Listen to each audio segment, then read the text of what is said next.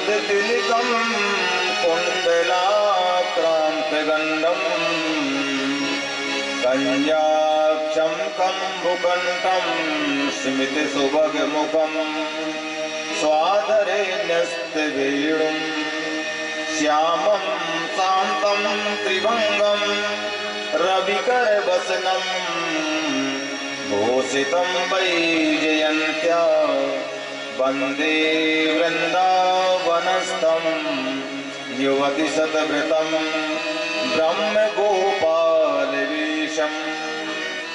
यं प्रव्रजन्तमनुपेतमपेतकृत्यं द्वैपायनो विरहकातर आजुहावो उत्प्रीति तन्मयतया तरवो विनेदो तं सर्वभूतहृदयं मुनिमानतोऽस्मि वाञ्छाकल्पतरुभ्यश्च कृपा सिन्धुभ्य एव च पतितानां पावनेभ्यो वैष्णवेभ्यो नमो नमः। भक्ति भक्त भगवंत गुरु चतुर्नाम बपु एक, इनकी पद बंधन किए नासत विघ्न अनेक। तुलसी काननम यत्र यत्र पद्म बनानि च पुराण पठनम यत्र तत्र सन्निहितो हरिः। तत्रैव गंगा जमुना त्रिवेणी गोदावरी सिंधु सरस्वती च सर्वाणि तीर्थानि वसन्ति तत्र यत्राच्युतोदार कथा प्रसंगः। सर्वमंगलमांगल्ये शिवे सर्वार्थ साधिके शरण्ये त्र्यंबके गौरी नारायणि नमोस्तुते। या देवी सर्वभूतेषु शक्तिरूपेण संस्थिता नमस्तस्यै नमस्तस्यै नमस्तस्यै नमो नमः। या देवी सर्वभूतेषु बुद्धिरूपेण संस्थिता नमस्तस्यै नमस्तस्यै नमस्तस्यै नमो नमः। गुरुर्ब्रह्मा गुरुर्विष्णु गुरुर्देवो महेश्वरः गुरुः साक्षात् परब्रह्म तस्मै श्री गुरुवे नमः। अज्ञानतिमिरान्धस्य ज्ञानाञ्जनशलाकया चक्षुरुन्मीलितं येन तस्मै श्री गुरुवे नमः। अतुलितबलधामं हेमशैलावधेयं धनुजवनकृशानुं ज्ञानिनामग्रगण्यं सकलगुणनिधानं वानराणामधीशं रघुपतिप्रियभक्तं वातजातं नमामि। भूतैर्महद्भिर्य इमा पुरो विभुर्निर्मायिषीति यदमुषपूरुषः भुङ्क्ते गुणान् षोडश षोडशात्मकः सोऽलङ्कृशिष्ट भगवान् वचांसि मे। जय जय श्री राधा रमण जय श्री नवल किशोर जय गोपी चितिचोर प्रभु जय जय माखन चोर। वृंदावन बिहारी लाल की जय जय राधे राधे गोविंद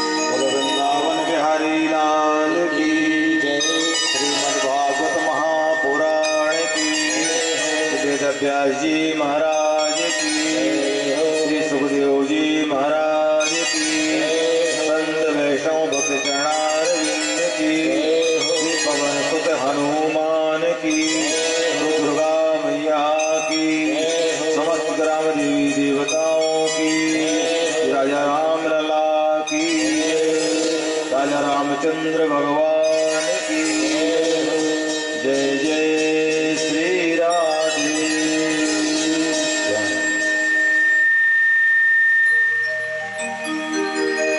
परम मंगलमय भागवत स्वरूप श्रीमद् भागवत सप्ताह ज्ञान यज्ञ कथा।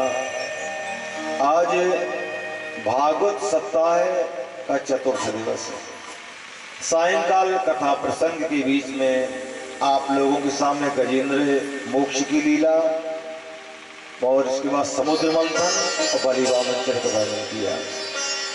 अब आप लोगों के सामने 9 स्कंद आरंभ कर रहे हैं। बोले मनवंतराणि सर्वाणि तो योक्तानि श्रुतानि मे वीर्यानन्त वीर्यस्य हरेस्तत्र कृतानि च। राजा परीक्षित ने प्रश्न किया, भगवान आपने मनवंतरों की कथा तो बताई है कि कौन से मनवंतर में कौन से प्रभु भगवान का अवतार हुआ। अब कृपा करके मैं मनु के वंश को सुनना चाहता हूँ कि मनु के वंश में कौन कौन से राजा हुए। तो श्री सुखदेव जी कहते, राजन श्रूयताम मानवो वंशः प्राचुर्येण परन्तपो प्रसक्ते विस्तरतो वक्तुम वर्षशतैरपि। राजा परीक्षित है, मनु के वंश का तो इतना विस्तार है कि यदि 100 वर्ष की आयु लेकर के और यदि वंश का वर्णन करना चाहूं तो वंश का विस्तार से वर्णन नहीं हो सकता है। लेकिन फिर भी राजा कुछ मैं उनके वंश का वर्णन कर रहा हूं। बताए राजा परीक्षित, मनु महाराज की पहले 10 पुत्र हुए। कौन से? इक्ष्वाकु धृगसर्याति धृष्ट करुषिका नरश्चिंतम सत्रम चो नगवम चक्र कविम विदु। मनु महाराज के पहले पुत्र हुए इक्ष्वाकु, नृग, सरयाति, ये सब इनके 8 पुत्र हुए महाराज। देखिए इनके सरयाति नाम करके जो पुत्र थे उनके एक बेटी हुई जिसका नाम था सुकन्या। वो सुकन्या च्यवन मुनि को ब्याही गई। आगे इनके एक पुत्र हुए नभग, नभग हुए नाभाग और नाभाग के परम भक्त श्री महाराज अम्बरीश हुए। अम्बरीश तो इतने उच्च कोटि के भक्त थे, देखिए चक्रवर्ती सम्राट होते हुए भी राजा अम्बरीश संपूर्ण सेवा अपने हाथों से करते थे। ऋषवै मनः कृष्ण पदारविंदयोर बचांसि वैकुंठ गुणानुवर्णने करौ हरे मंदिर मार्जनादिसो स्वतंत्र चकाराच्युत सत्कथोदय। देखिए महाराज अम्बरीश चक्रवर्ती सम्राट थे, माने संपूर्ण पृथ्वी में एक छत्र राज महाराज अम्बरीश का था। लेकिन भगवान की ठाकुर जी की सेवा स्वयं अपने हाथों से करते हैं। कैसे करते हैं? सवै मना कृष्ण पदारविंदयोर। देखिए मन से भगवान का चिंतन, वाणी से भगवान का गुणानुवाद और स्वयं अपने हाथों से भगवान की सेवा कर रहे हैं। देखिए मंदिर बनवाना सरल है, मूर्ति बैठाल देना सरल है और मंदिर की सारी व्यवस्था करना कठिन सरल है, पर भगवान की सेवा करना बड़ा कठिन भाई। किसी करोड़पति के पास आप जाओ, बोले भैया मंदिर बन रहा है, आप कुछ डोनेशन दे दीजिए, लाखों रुपए का डोनेशन दे देगा। उसी करोड़पति से कहो कि मंदिर में झाड़ू लगा के आ जाओ, तो मंदिर में झाड़ू नहीं लगाएगा भाई। तो सेवा सबसे कठिन है। तो मंदिर बनवाना सरल है, मूर्ति बैठाल देना सरल है, पर भगवान की सेवा पूजा करना बड़ा कठिन है। और सेवा का मतलब जानते हैं? जो मौसम के अनुसार सेवा की जाए उसी को सेवा कहते हैं। ठंडी की देखिए सेवा यदि देखना है आप वृंदावन जाकर के देखिए, माने ठंडी की सेवा अलग है और गर्मी की सेवा अलग होती है। गर्मियों में लोग भले एसी में नहीं सोते, पर आज वो कूलर तो लगता है, एसी भी लगने लग गई आज। ठाकुर बाड़िया भगवान विराजमान है। और गर्मी ठंडियों की सेवा देखिए ठंडियों में ठाकुर जी को पहले उठाते हैं, उठा करके उनको बाल भोग लगाते हैं। क्यों? भगवान बाल कृष्ण की उपासना है हमारे पूरे वृंदावन में। और आप लोगों को भी मैं कहता हूँ, कभी कभी तो मैं परेशान हो जाता हूँ, भैया कल कृष्ण जन्म है, कहीं भगवान का छोटा स्वरूप मिल जाए तो लाके झूला में डाल दो, बड़ा मुश्किल था। पर आप लोग यदुवंशी हैं, उन्हीं के वंश में आपका जन्म हुआ है भाई, तो कम से कम उनका विग्रह तो रखना चाहिए घर में। घर घर में आप लोगों को गोपाल जी की सेवा पूजा करना चाहिए। किसी घर मिलते ही नहीं है, फोटो भी रखेंगे तो एक एक पीतल की रखेंगे। भाई मूर्ति का विधान है कि एक बिलस्त से बड़ी नहीं होना चाहिए, और चित्रपट हम बड़ा भी रख सकते हैं। तो बताने कि घर घर में ठाकुर जी की सेवा होनी चाहिए। कैसी सेवा होती है वहां पर? पहले बाल गोपाल को उठाएंगे, आचमन करवाएंगे, पहले बाल भोग लगाएंगे, बालक है ना, तो पहले बाल भोग लगेगा। इसके बाद ठंडियों की जो सेवा होती है, हल्का गुनगुना पानी करके भगवान को नहलाएंगे। कॉटन के कपड़े से पूरा पानी पहुंच करके नीचे कॉटन का कपड़ा, फिर ऊपर से ऊनी वस्त्र पहनाएंगे, साल उड़ाएंगे, टोपा लगाएंगे। ये सेवा होती वृंदावन में भाई मेरे। और फिर जा करके उनको भोग बनता है। देखिए जो रसोई में भोजन बनता, कोई जो भी वस्तु घर में आती है, फल फूल मिष्ठान सब पहले ठाकुर जी को भोग लगेगा। रसोई में जो कुछ बनेगा वो ठाकुर जी को भोग लगता है। देखिए भगवान को रसोई का भोग जरूर लगाना चाहिए, लेकिन देखिए लहसुन प्याज का भगवान को भोग नहीं लगता है। यद्यपि आपके यहाँ बनता, सभी जगह लोग भाई सेवन तो करते हैं, लेकिन जो रोटी बने उसमें घी लगा करके शक्कर रख के भगवान को भोग देने के लगाइए आप, और फिर वही रोटी अपने प्रसाद समझ के सब भोजन करिए आप। तो बता रहे कि भगवान को इस प्रकार से सेवा होती। आज राजा अम्बरीश सबई मना कृष्ण पदार बिंदयोर बचांसी वैकुंठ गुणान वर्णने, जिनके जो चक्रवर्ती सम्राट सारे पृथ्वी का एक छत्र राज्य था राजा अम्बरीश का। आप देखिए भगवान की सेवा अपने हाथों से करते हैं, और जो भगवान को भोग लगता वही थाली आती है उसी का भोजन करते हैं। ये नहीं कि हम तो बढ़िया बढ़िया माल छाने और ठाकुर जी को लाठी दाना का भोग लगा दिया। क्या भगवान देखते नहीं है क्या? सब देखते हैं। जिनकी कृपा से हमें सब कुछ प्राप्त हो रहा है, आज उनके लिए क्या होता है, अलमारी बंद कर देंगे और लाठी दाना का भोग लगा देंगे। ऐसा नहीं करना चाहिए। तो महाराज अम्बरीश यहाँ तक कि एक बार भगवान को भोग लगा और थाली आई अम्बरीश के पास, राजा के पास में, तो देखा एक रोटी में कुछ छिलका सा लगा हुआ था। तो राजा ने मन में सोचा कि सारी सेवा तो मैं करता हूँ, केवल एक ही सेवा तो जो मेरे सेवक करते हैं, गेहूं साफ करके और आटा बनाते हैं। पहले चक्की थोड़ी चलती थी तुम्हारी जो आजकल बिजली की चलती, पहले हाथ की चक्की चलती थी, आप लोगों ने देखा भी होगा हाथ की चक्की। तो राजा अम्बरीश क्या करते, स्वयं अपने हाथ से गेहूं साफ करते, और साफ करके दिन भर तो राज्य का संचालन करते, और रात्रि में बैठ करके गेहूं पीसती थी अपने हाथ से। आप विचार करें, लाखों लाखों सेवक जिनके यहाँ बैठे हैं, आज उनके राजा अम्बरीश भगवान के लिए स्वयं जो है तो आज आटा गेहूं पीस रहे हैं। आज भगवान ने देखा कि मेरे भक्त को देखो, लाखों लाखों सेवक, फिर भी मेरी सेवा। गर्मी के दिन थे, कुछ पसीने आ रहे थे राजा को, भगवान से नहीं रहा गया। आज भगवान आकर के पीछे खड़े हो गए और मोर पंख निकाल के भगवान को पीन के राजा को हवा करने लग गए। पीछे मुड़ के देखा राजा अम्बरीश ने, दौड़ करके चरण पकड़ लिए, भगवान ये क्या कर रहे हैं आप? बोले राजन तुम अपना काम करो, मैं अपना काम करता हूँ। करऊं सदा तिनकी रखवारी, जिमी बालक राखे महतारी। भगवान कहते हैं मैं अपने भक्तों की रक्षा कैसे करता हूँ, जैसे छोटे बालक की रक्षा माँ करती है। तो आज इस प्रकार से राजा अम्बरीश के लिए बोले, राजन आप चिंता मत करो, आज के बाद मेरा सुदर्शन चक्र तुम्हारे संपूर्ण राज्य की रक्षा करेगा। भगवान ने नियुक्त कर दिया। कुछ समय के बाद राजा अम्बरीश ने निर्जला एकादशी व्रत किया। पहले जब व्रत होते थे निर्जला लोग करते थे, कुछ भी नहीं, न कुछ खाना न कुछ पीना। 12 वर्ष व्रत किया निर्जला, इसके बाद में एकादशी का उद्यापन किया। देखिए कोई भी व्रत करते हैं, चाहे एकादशी हो या कोई व्रत हो, 12 वर्ष में उस व्रत का उद्यापन कर लेना चाहिए, फिर दोबारा फिर से प्रारंभ कर दो आप। देखिए एकादशी का मतलब क्या है? एकादशी का मतलब यह है उपवास। उप माने समीप और वास माने भगवान के पास बैठ करके कुछ भगवत चिंतन भगवत भजन करना चाहिए। एकादशी का मतलब 5 ज्ञानेंद्री और 5 कर्मेंद्री और 1 मन, 11 इंद्रियां हैं। 11 इंद्रियों के विषयों से मन को हटा करके और भगवान के चरणों में लगाना ही एकादशी का व्रत है। इसको एकादशी कहते हैं और तो सभी को करना चाहिए। वैसे तो एक बात का और ध्यान रखना, यदि हम एकादशी का व्रत नहीं करते हैं तो कम से कम एकादशी को माताओं को भी मैं बता रहा हूं, ध्यान रखना यार, एकादशी को चावल कभी नहीं बनाना चाहिए। चावल बना खाना बहुत बड़ा दोष बताया गया है एकादशी को। भले आप व्रत करें ना करें, पर चावल कभी भी एकादशी को नहीं बनाना है। आप पेज भले बना लीजिए, पर पेज तो रोज बनता है, उसी को पियो एकादशी को, चावल की जरूरत नहीं है। तो बता रहे हैं कि पेज तो बनता है ना, घर घर में बनता है और बहुत पौष्टिक चीज है। पेज ऐसी मामूली चीज नहीं भाई, मेरे ध्यान रखना है आप। जितना हम भोजन करते हैं सबसे पौष्टिक पेज ही होता है। तो बता रहे हैं कि एकादशी को अगर उपवास ना करो तो कम से कम चावल नहीं खाना चाहिए। और आजकल तो मालूम है, पहले लोगों में क्षमता थी तो भाई उपवास निर्जला भी कर लेते थे।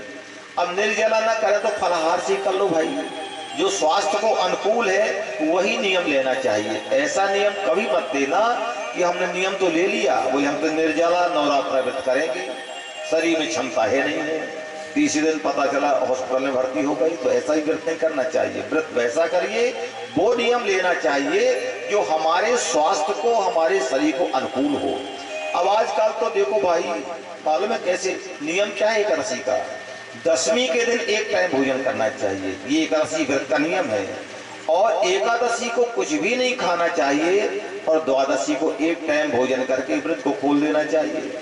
अब आजकल मालूम है व्रत कैसे होते हैं, चाहे एकादशी का हो, चाहे जन्माष्टमी का हो, चाहे रामनवमी, कोई भी व्रत हो। यदि मालूम पड़ जाए कि कल हमें व्रत करना है, एक दिन पहले क्या करते हैं, 12 बजे रात तक ठोस ठोस के खाएंगे, कल जल्दी भूख ना लग जाए, ये एकादशी है। और व्रत के दिन कभी चाय पिएंगे, कभी कॉफी पिएंगे, कभी साबूदाना की खिचड़ी खाएंगे, कभी पकौड़ा खाएंगे, 20 बार खा लेंगे। तो उसको एकादशी कहोगे कि द्वादशी की नानी है ये। ऐसा व्रत नहीं करना चाहिए। बोले असके जलपानाचो सके तांबूल भक्षणो। देखिए बार बार मुंह झूठा करने से व्रत खंडित हो जाता है, ध्यान रखना है आप। और सके तांबूल भक्षणो, एक बार पान खाने से, गुटखा खाने से और तंबाकू खाने से एक बार भी यदि खाया, व्रत गया तुम्हारा, ये ध्यान रखना है आप। तो एकादशी के दिन या कोई भी व्रत हो, बार बार मौज उठा करने से, एक बार तांबूल माने पान खाने से, गुटखा खाने से, तो तंबाकू सुर्खी चलती है ना, एक बार खाओ व्रत गया तुम्हारा। और बता रहे दिवास्वापा दिन में सोना चाहिए, सांसारिक क्रिया करनी चाहिए। तो राजा परीक्षित ने 12 वर्ष व्रत करके व्रत का उद्यापन किया द्वादशी के दिन। द्वादशी के दिन ही ब्राह्मण भोजन होता एकादशी का। जैसे ब्राह्मण भोजन करा के जब भोजन व्रत खोलने के लिए तैयार हुए तो संयोग से दुर्वासा ऋषि आ गए। जैसे दुर्वासा ऋषि को देखा, बोले भगवान आज मेरे द्वादशी एकादशी का उद्यापन का दिन है, हजारों ब्राह्मण भोजन करके चले गए, भगवान आप भी भोजन करो, इसके बाद मैं व्रत खोलूंगा अपना। ठीक है राजा। तो उन्होंने निमंत्रण तो स्वीकार कर लिया। बोले राजन हम दोपहर का हमारे जो नित्य क्रिया उसको करके आते, पूजन भजन, इसके बाद हम आकर भोजन करेंगे। अब निमंत्रण तो दे दिया, दुर्वासा ऋषि को ने स्वीकार भी कर लिया। अब जब वो गए दोपहर में स्नान करने के लिए, स्नान किया, भगवत भजन करते करते इतना टाइम हो गया कि महाराज परीक्षित ने देखा कि यदि द्वादशी तिथि लग जाएगी, एकादशी के व्रत का उद्यापन द्वादशी तिथि में हो जाना चाहिए, यदि त्रयोदशी लगती तो व्रत खंडित हो जाता है। बोले यदि मैं महाराज की प्रतीक्षा करता हूँ तो द्वादशी तिथि निकल जाएगी, 12 वर्ष का व्रत बेकार हो जाएगा। और यदि व्रत नहीं खोलता हूँ, अगर व्रत खोलता हूँ तो महाराज को निमंत्रण दे दिया है, क्योंकि बिना उनको भोजन कराए मैं कैसे भोजन कर लूँ।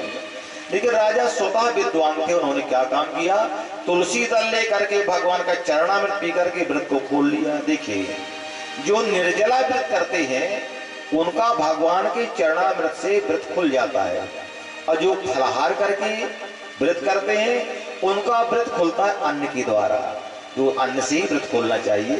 तो महाराज अम्बरीश ने क्या काम किया, जैसे भगवान का चरणामृत लेके व्रत खोला, उसी समय देखते हैं कि दुर्वासा ऋषि आ गए। दुर्वासा ऋषि को मालूम पड़ा कि राजा ने मुझे निमंत्रण दे करके अपना व्रत खोल लिया। इतना क्रोध आया कि ढोंगी पाखंडी, तो मुझे निमंत्रण दे करके अपना व्रत खोल लिया। बोले महाराज मैंने अन्य भोजन नहीं किया, मैंने भगवान का चरणामृत पी करके ही व्रत खोला है। बोले तुमने कुछ भी किया हो पर आखिर निमंत्रण देके मुझे व्रत तो खोल लिया। इतना क्रोध आया, अपनी शरीर में जटा लेकर के जो जमीन में पटका तो कृत्या नाम करके राक्षसी उत्पन्न हो गई, जिसके शरीर में आग जल रही थी। और लेके तलवार मारो राजा को, इसने मेरा अपराध किया है। जो तलवार लेकर के आगे बढ़ी, जिसका शरीर आग से जल रहा था, लपटें निकल रही थी, जैसे ले मारने दौड़ी राजा परीक्षित इनको अम्बरीश को, तो राजा न चाल पदान नृपः, राजा को कोई भय नहीं लगा, एक पग भी पीछे नहीं गए। अरे भगवान के भक्त तो काल से नहीं डर सकते, कृत्या क्या चीज होती भाई मेरे। उसी समय क्या देखा कि भगवान का सुदर्शन चक्र वहां नियुक्त था पहले से, भगवान ने पहले नियुक्त कर दिया था कि मेरे भक्त की रक्षा करो ना तुम। जो सुदर्शन चक्र ने देखा तो पहले सुदर्शन चक्र आकर के उस कृत्या को जला करके भस्म कर दिया। इसके बाद में अब पीछा किया महाराज दुर्वासा ऋषि का। जो देखा दुर्वासा ने कि अब तो मुझको जला देगा। दुर्वासा तीनों लोकों में गए, लेकिन जहां जहां दुर्वासा पीछे पीछे सुदर्शन चक्र चल रहा है। अब आपको एक बात बताएं, यदि सुदर्शन चक्र को जलाना होता तो दुर्वासा एक कदम भी नहीं बढ़ सकते थे। केवल दुर्वासा को भयभीत किया है कि आज के बाद किसी भक्त का अपराध नहीं करना तुम। राजा बता रहे तीनों लोक में गए, ये जो है महाराज दुर्वासा ऋषि पहले पहुंचे, का ब्रह्मलोक में ब्रह्मा जी मेरी रक्षा करो। क्या हुआ? बोले भगवान के भक्त का अपराध बन गया, उनका सुदर्शन मेरा पीछा कर रहा। बोले शीघ्र निकल जाओ ब्रह्मलोक से, मैं तुम्हारी रक्षा नहीं कर सकता। यदि कहीं प्रवेश कर गया सुदर्शन तो पूरे हमारे ब्रह्मलोक को ही समाप्त कर देगा, तो जाओ यहाँ से। हटा दिया। गए भगवान शंकर के पास, शंकर ने भी कहा मैं तुम्हारी रक्षा नहीं कर सकता हूँ। इसके बाद कहाँ पहुंचे? भगवान के पास वैकुंठ, त्राहि माम शरणागतमेव गोविंदे प्रभु, मेरे प्राणों की रक्षा करो, आपका सुदर्शन ने मेरा पीछा किया है। तब भगवान ने कहा देखो दुर्वासा, यदि तुमने मेरा अपराध किया होता तो मैं तुम्हें क्षमा कर देता, लेकिन तुमने मेरे भक्त का अपराध किया है। अहम भक्त पराधीना यह स्वतंत्र एवं द्विजः। आज भगवान कहते मैं स्वतंत्र नहीं हूँ, दुर्वासा ध्यान रखना, मैं अपने भक्तों के अधीन रहता हूँ। तुमने मेरा अपराध किया होता मैं क्षमा कर देता, लेकिन तुमने मेरे भक्त का अपराध किया है, मैं कभी क्षमा नहीं कर सकता। इसका मतलब जानते हैं? देखिए, किसी भक्त का अपराध कभी नहीं करना चाहिए, ध्यान रखना है आप। भले वो भक्त तुम्हारे अपराध का क्षमा कर देगा, लेकिन भगवान भले कभी भगवान क्षमा नहीं कर सकते हैं। इस प्रकार से उन्होंने क्या काम किया? बोले मेरे प्राण बचाइए। बोले एक काम करो दुर्वासा, यदि तुम्हें अपने प्राण बचाना है तो मेरे भक्त अम्बरीश की शरण में जाओ तुम। आज 1 वर्ष का टाइम निकल गया, ये चक्कर लगाते लगाते 1 वर्ष का समय निकल गया, पर बारे अम्बरीश उसी प्रकार दुर्वासा की प्रतीक्षा में खड़ी रही, बिना अन्न जल गए, बिना भोजन किए। 1 वर्ष के बाद जब लौट के दुर्वासा आए और जैसे प्रणाम करने को झुकने लग गए, तब अम्बरीश ने पकड़ लिया, भगवान उल्टी गंगा मत बहाओ। बोले सुदर्शन चक्र मुझे जलाने के लिए पीछा कर रहा है, इसको शांत करिए।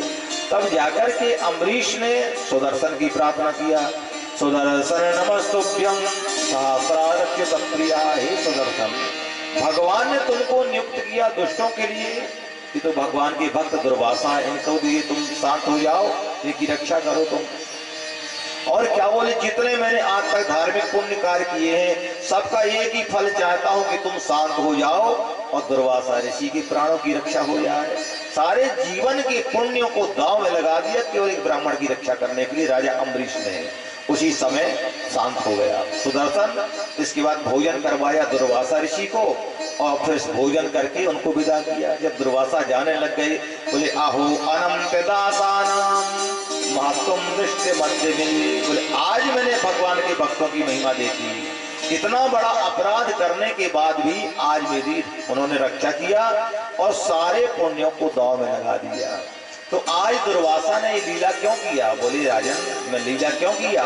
आज भगवान के भक्तों की महिमा दिखाने के लिए ही मैंने ये लीला किया था, जो तुम्हारे यहाँ आकर के मैंने अपराध किया। इस प्रकार से बताते हैं, बोले सवई मन कृष्ण पदारविंदयोर वचांसि वैकुंठ गुणान वर्णने। इस प्रकार से महाराज अम्बरीश इतने उच्च कोटि के भक्त हुए हैं जो संपूर्ण सेवा भगवान की अपने हाथ से करते थे। आगे चल के बताए, बोले राजन, इनके वंश में आगे चल के एक राजा यवनाश हुए। यवनाश के पुत्र हुए मानधाता। देखिए यवनाश पहले कोई संतान नहीं थी राजा यवनाश के। इन्होंने एक पुत्रेष्टि यज्ञ किया। पुत्रेष्टि यज्ञ किया तो महात्माओं ने, संतों ने एक कलश में जल रखा, पुंसवन जल। माने पुंसवन जल का मतलब जिस दिन यज्ञ की पूर्णाहुति होगी वो जल रानी को पिलाया जाएगा, रानी गर्भवती हो जाएगी। तो यज्ञशाला में वो जल रखा हुआ था। राजा युवनाश को रात्रि में जो नींद आंख खुली और बड़ी जोर की प्यास लगी, तो राजा ने गलती से वही पानी पिया जो रानी को पिलाने के लिए रखा हुआ था कि रानी पिएगी और गर्भवती होगी, संतान हो जाएगी। तो राजा ने क्या काम किया मालूम नहीं था और गलती से उन्होंने पानी को पी लिया। सवेरे जब संत लोग, महात्मा, विद्वान, पंडित सब उठे, बोले ये जल कहाँ गया, किसने पिया जल को? अब जिसने सोचा यमुनास ने पिया तो मैंने है, अब क्या करूं? तब ऋषियों ने कहा देखो, जिसने जल को पिया होगा वो जल कभी छिप नहीं सकता है। क्यों? जिसने जल पिया होगा उसी के पेट से बच्चा पैदा होगा, क्योंकि पुंसवन का जल था ये। तब राजा घबरा करके महात्माओं की, ब्राह्मणों के पास में गए, बोले महाराज मुझसे गलती हो गई है, गलती से मैंने जल पी लिया, मुझे मालूम नहीं था, प्यास लगी पी लिया। बोले राजन तेरी पेट से बच्चा होगा। अब क्या हुआ, 10वें महीना में राजा का पेट फाड़ करके एक बच्चा पैदा हुआ, राजा मर गए, संजीवनी विद्या से जीवित कर दिया। अब बच्चा रो रहा था, अब माँ हो तो स्तनपान करावे, तो इंद्र स्वर्ग से आकर के उस बालक के मुंह में तर्जनी अंगुली डाल दिया। तर्जनी अंगुली से इंद्र के हमेशा अमृत झड़ते रहता है। बोले इसकी रक्षा मैं करूंगा। बोले माम धाता कुमारो, इस भक्ति में इस बालक की रक्षा मैं करूंगा। उस बालक का नाम पड़ गया मानधाता। इन्हीं मानधाता के यहाँ 50 कन्या हुई महाराज, 50 बेटियां, और 50 कन्याओं का विवाह सौभरी ऋषि के संग हुआ। बोले महाराज ये तो बताइए, महात्मा एक तो विवाह करते क्यों है, फिर करते तो 50-50 विवाह का क्या मतलब, इनने 50 विवाह क्यों किया? तो बता रहे हैं, एक समय सौभरी ऋषि यमुना जल के अंदर तपस्या कर रहे थे। एक बार पलक उठा करके देखा उन्होंने, तो क्या देखा, एक मछली का जोड़ा आपस में विहार कर रहा था। जो विहार करते देखा तो महाराज के मन में विवाह करने की इच्छा हो गई। देखिए इतनी बड़ी तपस्या करने के बाद में मन, देखिए मन चला गया कि मुझे भी विवाह करना चाहिए। देखा मछली के जोड़ा को विहार करते हुए, उनके मन में स्वर्ण राज कहाँ से आ गई, इसको बैठा दो कहीं, भाई परेशान हो रहा है, वो कथा सुनने आया होगा शायद। बोलो वृंदावन बिहारी लाल की जय, गोविंद नंद लाल, हे गोपाल नंद लाल, हे गोविंद नंद लाल, लाल, हे गोविंद नंद लाल, हे गोपाल नंद लाल, हे गोविंद नंद लाल, हे गोपाल नंद लाल, हे गोविंद नंद लाल, हे गोपाल नंद लाल, हे गोविंद नंद लाल, हे गोपाल नंद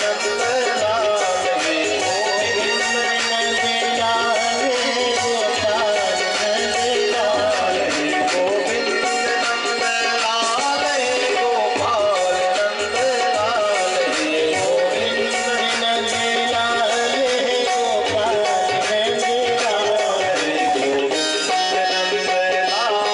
हे गोविंद नंद लाल, हे गोपाल नंद लाल, हे गोविंद नंद लाल, हे गोपाल नंद लाल, हे गोविंद नंद लाल, हे गोपाल नंद लाल, हे गोविंद नंद लाल, हे गोपाल नंद लाल, हे गोविंद नंद लाल, हे गोपाल नंद लाल, हे गोविंद नंद लाल, हे गोपाल नंद लाल, हे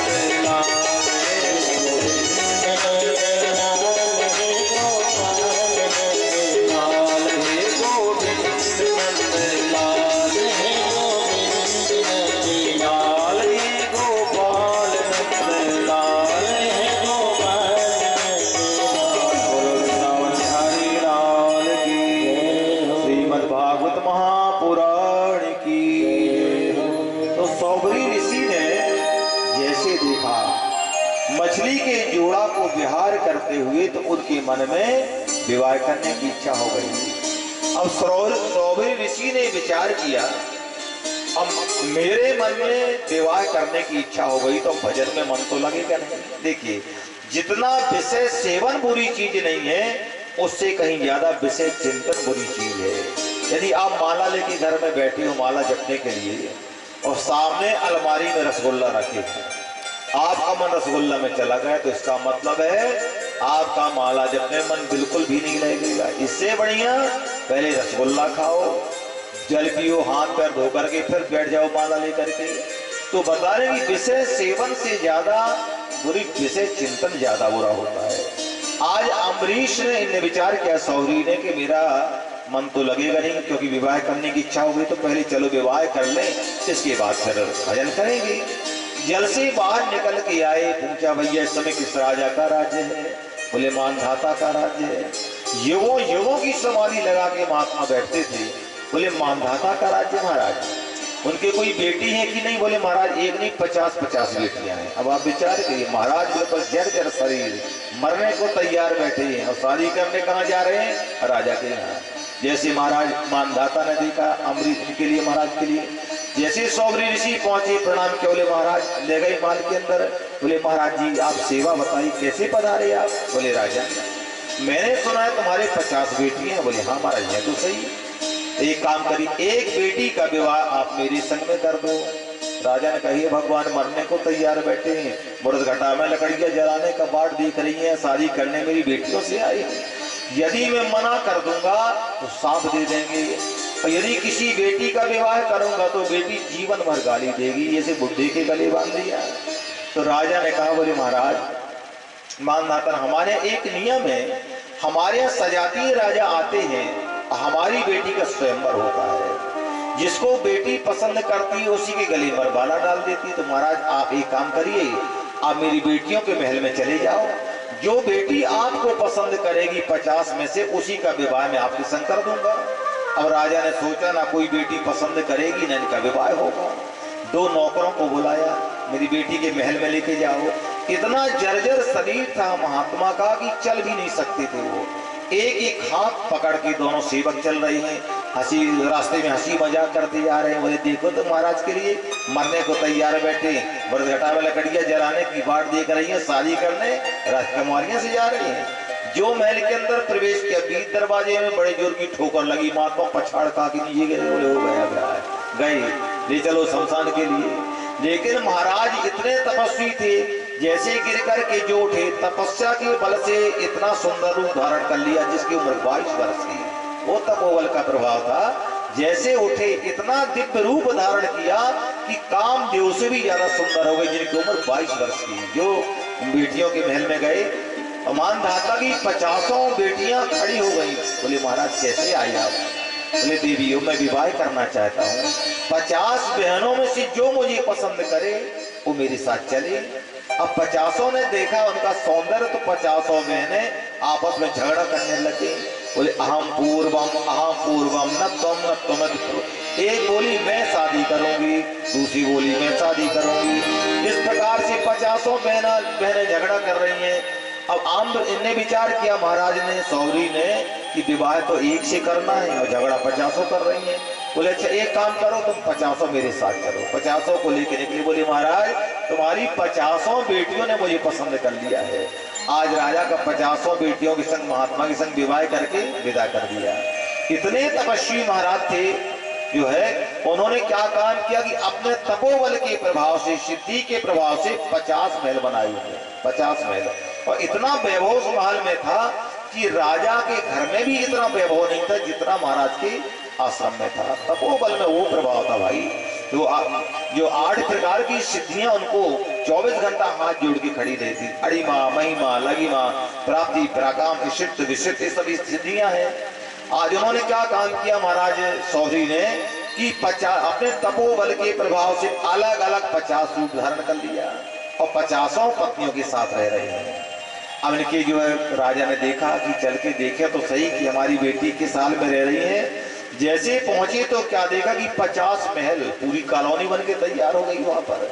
तो सबसे पहले राजा बड़ी बेटी के महल में गई। बेटी तुम्हें कोई कष्ट तो नहीं है? बोली पिताजी आपके घर से भी हम ज्यादा सुखी हैं, पर एक ही कष्ट है पिताजी, क्योंकि हमारे पति 24 घंटा हमारे पास ही बैठे रहते हैं, दूसरी बहनों के यहाँ कभी नहीं जाते। उनको ये मालूम नहीं था कि 50 रूप धारण करके सब बहनों के साथ रह रही है।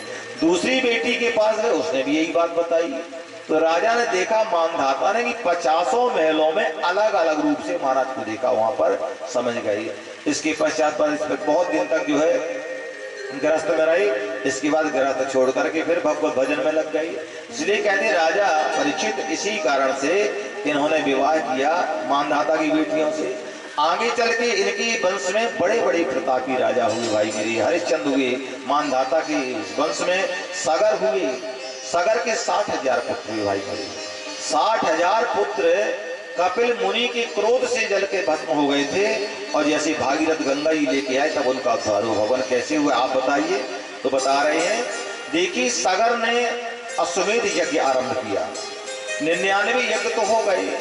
जब 100वां यज्ञ करने लग गए तब इंद्र को चिंता हो गई। 100 यज्ञ पूर्ण यदि इसने कर लिया कि इसको स्वर्ग का अधिकारी बन जाएगा, राजा बन जाएगा और स्वर्ग मुझे छोड़ना पड़ेगा। तो इंद्र ने क्या काम किया कि सागर का घोड़ा लेकर के चुरा करके और कपिल मुनि के आश्रम में जाकर बांधे आए। कपिल मुनि को पता ही नहीं, तो समाधि में बैठे हुए थे। इन्होंने कहा अपने बेटों से, बोले बेटा एक काम करो, तुम जाकर घोड़ा ढूंढो, लौट के नहीं आया। इन्होंने सगर के पुत्रों ने पूरी पृथ्वी में चक्कर लगा करके जैसे कपिल मुनि के आश्रम में पहुंचे तो क्या देख रहे हैं कि महात्मा आंख बंद करके बैठी हैं और पीछे घोड़ा बना हुआ है। सगर के बेटाओं ने सोचा यही चोर है और लाके घोड़ा बांध दिया और हमें देख के आंख बंद कर लिया। तो सगर के 60,000 पुत्र हल्ला मचाने लग गए, इस बाजार चोरो आस्ते नीलित लोचना, यही घोड़े का चोर है और हमें देख करके आंख बंद करके बैठे। बोले मारो, मान्यता मन्यता पापो, बोले मारो उसके लिए। जो हल्ला सुना महाराज कपिल ने, जो तीसरा नेत्र खोला, जो अग्नि की ज्वाला निकली क्रोध की, 60,000 पुत्र जल करके राख हो गए, सब समाप्त हो गए वहां पर। अब जब घोड़ा भी लौट करके नहीं आया और ना ही जो है तो सगर के बेटे आए। तो देखिए इनके एक पुत्र थे अंशुमान, उन्होंने कहा बेटा तुम जाओ ढूंढो। न तो घोड़ा लौट करके आया और न ही पुत्र आए हमारे।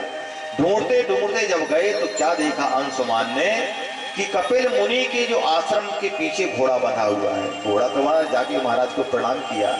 उन्होंने कहा बेटा ये घोड़ा इंद्र बांध के गया है और तुम्हारे जो भाई जो 60,000 थे उन मुझे चोर समझ लिए, मेरे क्रोध से जल करके भस्म हो गए हैं। अब इनका उद्धार कैसे होगा।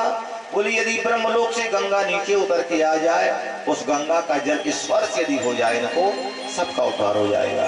तो देखिए अंशुमान ने 32,000 वर्ष तपस्या किया गंगा को पृथ्वी में लाने के लिए, लेकिन गंगा प्रसन्न होकर नहीं आई। जब अंशुमान मरने लग गए तो अपने बेटा दिलीप को बुलाया, बेटा दिलीप जब तक गंगा प्रसन्न होकर नीचे न आ जाए तब तक वंश में उनकी तपस्या आराधना बंद नहीं करना। तो आज दिलीप ने क्या काम किया, 28,000 वर्ष इन्हें तपस्या किया कि जब ये मरने लग गए तो अपने पुत्र भगीरथ को बोला, भगीरथ बेटा तुम भी गंगा की तपस्या करो, जब तक गंगा भूतल में नहीं आ जाए, पितरों का उद्धार नहीं हो जाए, अपने वंश में तपस्या बंद नहीं करना। तो 30,000 वर्ष भगीरथ ने तपस्या किया, मैंने 90,000 वर्ष तपस्या किया, तब जाके गंगा प्रसन्न हुई। गंगा प्रसन्न होके बोली भगीरथ तुमने तुम्हारे वंश में 90,000 वर्ष मेरी तपस्या किया है, बताओ तुम्हें क्या चाहिए। बोले मात गंगे मेरे पितर कपिल के क्रोध से भस्म पड़े हैं, आप कृपा करके भूतल पर आ जाओ, आपके जल का स्पर्श होगा तभी हमारे पितरों का उद्धार होना है। तो गंगा बोली मैं आ तो जाऊंगी, पहले ये बताओ मेरा इतना तेज वेग होगा कि पृथ्वी को फोड़ करके रसातल में चली जाऊंगी। अच्छा, उन्हें फिर जाकर भोले बाबा की तपस्या किया, भोले बाबा गंगा को मैं लाना चाहता हूँ भूलोक में, पर गंगा कहती मेरा वेग कोई धारण सहन नहीं कर सकता, इस पृथ्वी को फोड़ करके रसातल में चली जाऊंगी। और भगीरथ में आ भी जाऊं लेकिन मालूम है सब पापी आकर के मुझ में स्नान करेंगे, सब पाप छोड़ छोड़ के चले जाएंगे। बोले मात गंगे पापी आएंगे तो पुण्यात्मा भी तो आएंगे, ऐसे ऐसे संत है माँ जो एक बार उसका रचकण तुमको मिल जाएगा, तुम्हारे सारे पाप ताप नष्ट हो जाएगी। वो संतों में शक्ति होती भाई मेरी, माने गंगा को भी पवित्र करने की शक्ति संतों के अंदर होती है। तीर्थी कुर्वन्ति तीर्थाणी, ये तीर्थ जहाँ संत निवास करते हैं वही तीर्थ बन जाता है, जो वाणी बोलते हैं वही शास्त्र बन जाता है। और उन्होंने कहा ठीक है, बोले भगीरथ आ तो जाऊं पर मेरा धारण है, वेग धारण कौन करेगा। शंकर से प्रार्थना किया, बोले बाबा ने कहा मैं धारण करूंगा। भगवान शंकर ने दोनों हाथ कमर में रखे और चारों तरफ से जटा फैला लिया। जटा टबीगल प्रवाह पावितस्थले गले विलंब लंबिता मुजंग तुंग मालिका। अब गंगा कहती है मेरा वेग तो शंकर भी धारण नहीं कर सकते हैं, इतना अभिमान। मैं शंकर को लेकर के रसातल में चली जाऊंगी, इतना मेरा वेग है, कोई धारण कर ही नहीं सकता।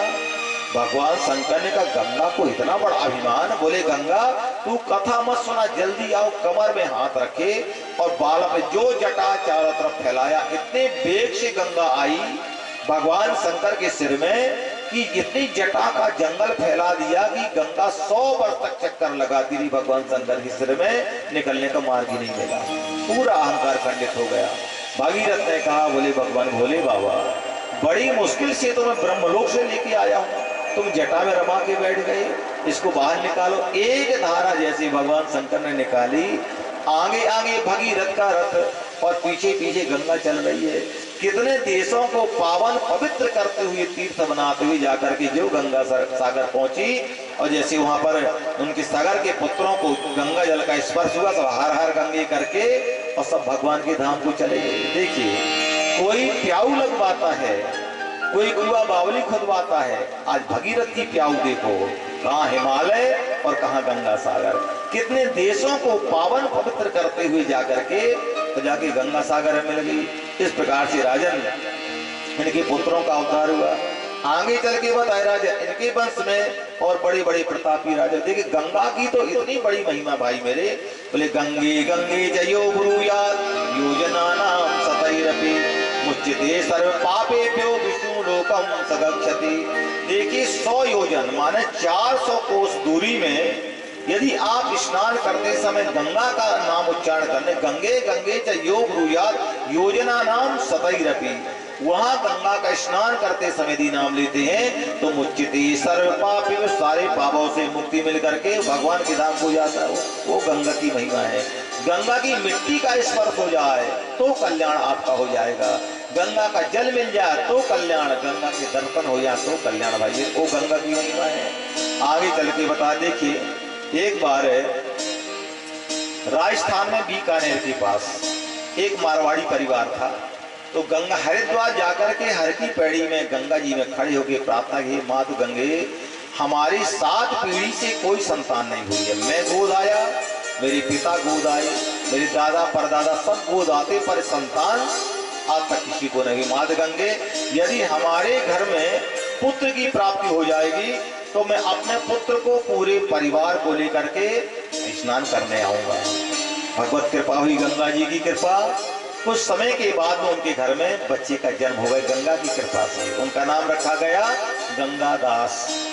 अब जैसे ही पुत्र हुआ तो उन्होंने कहा, उनकी पत्नी ने, देखो जी आप गंगा जी से मनौती करके आए थे कि पुत्र होने के बाद गंगा स्नान करेंगे। उन्होंने कहा देखो स्नान करने चलेंगे, अभी इतना ज्यादा व्यापार फैला हुआ है कि समय बिल्कुल भी नहीं है। जी के लोग मनौती तो कर लेते हैं, हमारा ये काम हो जाएगा तो ये करेंगे, ये काम हो जाएगा तो ये करेंगे, और जब वो काम सिद्ध हो जाता तो उसको भूल जाते हैं। ये कभी नहीं करना चाहिए। जो हम मनौती किसी भी देवी देवता के पास जो भी करते हैं, उस काम होने के बाद तत्काल हमें कर लेना चाहिए। तो बता रहे हैं कि उन्होंने कहा कि बोले आपने कहा था स्नान करने के लिए, नहीं गया वो। हर वर्ष प्रतिवर्ष वो पत्नी कहती है, लेकिन हर वर्ष मना कर देता है। ऐसे करते करते वो बच्चे की उम्र हो गई 16 वर्ष, नहीं गया। अब जितने भी दुर्गुण थे सब बच्ची में दुर्गुण आ गए। उनकी पत्नी ने कहा देखो जी तुमने गंगा से कहा, गंगा में जाके कहा था स्नान करने आएंगे, अब बच्चे को देखो कितने दुर्गुणी हो गया, चलो स्नान करने के लिए, फिर भी मना कर दिया। उन्होंने कहा ठीक है मत जाओ तुम, मैं अपने मायके वालों को लेकर के गंगा चली जाऊंगी, आप मत जाइए। जब वो तैयार हो गई तो अपने सेठ को मजबूरी में जाना पड़ा। बहुत से काम तो ऐसे होते कि माताओं की जबरदस्ती में हो जाते हैं, आदमी तो कह के भूल जाता है। आज जब वो जाने लग गए गंगा स्नान करने के लिए, तो पूरे परिवार को, बहन बेटियां पूरा परिवार, एक बस की सवारी पूरी चली वहां से। अब सब जो चले गंगा के स्नान करने के लिए, तो गंगा वहां से कुछ दूर रह गई। रात्रि में सबने एक जगह विश्राम किया, गंगा वहां से 10-20 मील और थी। तो रात्रि में जब विश्राम किया तो 12 बजे रात्रि के बाद 1 बजे संग में पुरोहित जी भी जा रहे थे, पंडित जी भी जा रहे थे। उनकी आंख खुली 12-2 बजे करीब, तो उन्होंने देखा कि कुछ दूरी पर कुछ प्रकाश दिख रहा था उनको, कुछ लोग भीड़ दिख रही थी। तो पुरोहित जी ने मन में विचार किया, देखें तो सही कि भीड़ काहे की हो रही है यहाँ पर। जब गए तो सब लोग भोजन कर रहे थे वहां पर। तो उन्होंने कहा भैया रात्रि में भोजन कर रहे हो तो रात्रि भोजन तो नहीं करना चाहिए, आजकल तो रात्रि में शादी ब्याह है पहले लोग रात में नहीं करते, दिन में ही करते थे, वो आज का रात्रि में होता है। प्रेतों के लिए रात मिली है, मानव के लिए दिन मिला है, तो आजकल सब उल्टे ही हो गए सब। तो उन्होंने कहा भैया ये आप कौन हो? बोले हम भूत प्रेत पिशाच हैं। अच्छा तो ये सब भोजन क्या हो रहा है? बोले हाँ भोजन चल रहा है। किसका? बोले बारात का, हमारी बेटी की शादी हो रही है। अच्छा तो भूत प्रेतों में भी शादी होती? बिल्कुल होती है। तो बारात भोजन कर रही है। अच्छा तो दूल्हे कहाँ है? बोले दूल्हे तो कल आएगा। बताओ बारात पहले पहुंच गई, दूल्हे कल आएगा, दूल्हा कहाँ से आएगा भैया? तो उन्होंने कहा देखो पुरोहित जी आप ये बात मत पूछो हमसे कि कहाँ से आएगा, तुम सुनोगे तो बड़ा कष्ट होगा तुम्हारे लिए। क्यों? बोले तुम्हारे संग जो सेठ का लड़का स्नान करने जा रहा है गंगा जी कल पहुंचते पहुंचते बीच में ही मर के समाप्त हो जाएगा वो, और उसके ऐसे कर्म है कि प्रेत बनकर के आएगा, उसके संग हमारी बेटी का विवाह होगा। पंडित जी की पैर के नीचे जमीन खिसक गई है भगवान। 7 पीढ़ी के बाद बेटा हुआ, और यदि कल गंगा जी पहुंचते पहुंचते मर जाएगा तो बड़ी मुश्किल आएगी। फिर पंडित जी ने सोचा ये भूत प्रेत पिशाच इनकी बातों का विश्वास नहीं किया उन्होंने। पर रात भर नींद नहीं आई सेठ जी को, पंडित जी को। प्रातः काल जैसे चले, वहां से 2-3 मील गंगा बजी, सब लोग पैदल चलना आरंभ कर दिया। गंगा जी का कीर्तन करते हुए जा रहे थे। जैसे बस गंगा के किनारे पहुंचे, एक खूनी बैल आया और जो आकर के उस बच्चे का पीछा किया, बहुत बचने की कोशिश किया उसने, और गंगा की मिट्टी खोदते खोदते आ रहा था। जैसे दोनों सींग घुसाई पीठ में, बच्चा मर के समाप्त हो गया। सब रोना धोना, किसका नहाना किसका धोना। आगे सब बेचारे उसका संस्कार करके और वहां से लौटे। तो उसी जगह रात्रि में फिर ठहर गए वो लोग, कहां पर? जहां पहले दिन ठहरे थे। तो अब पंडित जी ने सोचा कि देखे तो सही कि सेठ के लड़के की शादी कैसे हो रही, वहां पर मर तो गया, प्रेत भी बन गया होगा। जैसे रात के 12 बजे फिर पहुंचे तो क्या देख रहे हैं कि जितने प्रेत बैठे सब बैठे बैठे रो रही है। भैया क्यों रो रही हो? बोले हमारी बेटी तो कुंवारी की कुंवारी रह गई। क्यों? भाई तुमने कहा था कि सेठ का बेटा मर जाएगा, प्रेत बनेगा, मर तो गया, पर कहाँ गया? अरे बोले पंडित जी क्या बताएं, वो बैल के सींग में गंगा की मिट्टी लगी थी, और सींग के द्वारा उस बालक के पेट के अंदर, शरीर के अंदर पहुंच गई। उस मिट्टी के प्रभाव से प्रेत न बन करके सीधे मोक्ष को प्राप्त हो गया। तो गंगा की मिट्टी का स्पर्श हो जाए, गंगा के जल का हो जाए, गंगा का दर्शन हो जाए, गंगा हर तरह से गंगा कल्याण करती है। इस प्रकार से वर्णन किया। अब इसके बाद में बता रहे राजन, इन्हीं के वंश में और बड़े बड़े प्रतापी राजा हुए। एक राजा खट्टवांग हुए, खट्टवांग के दीर्घ बाहु की रघु, रघु के महाराज अज हुए, और अज के महाराज श्री दशरथ जी हुए। और दशरथ जी के स्वयं भगवान राम लक्ष्मण भरत शत्रुघ्न के रूप में भगवान अवतार लेकर के आए। तो देखिए भागवत के 9वें स्कंद में राम कथा आती है। तो अब आपके सामने हम राम कथा के कुछ प्रसंग आपको, भाई पूरा तो नहीं सुना पाएंगे पर कुछ प्रसंग हम आपको सुनाएंगे। तो देखिए राम की कथा प्रारंभ करने के पहले एक छोटा सा राम जी का भजन हो जाए, इसके बाद फिर आगे राम कथा सुनाएंगे। राजा रामचंद्र भगवान की जय हो, सीताराम जी की प्यारी